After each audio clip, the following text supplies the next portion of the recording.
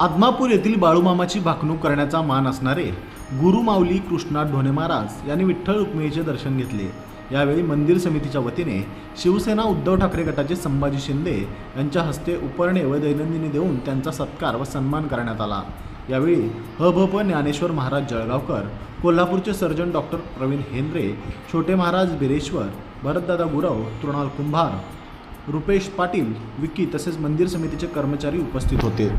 ती पंढरपूर होईल, म्हणजे पंढरपूरला इतकं तिने महत्व दिलेलं आहे। म्हणजे पंढरपूर हे उच्च स्थानी बाळूमामाने म्हटलेलं आहे, म्हणून आपल्या क्षेत्राला सुद्धा म्हणजे पंढरपूर हे पंढरपूरचं महत्वच फार मोठं आहे। हे कुणी शब्दात नाही सांगू शकत।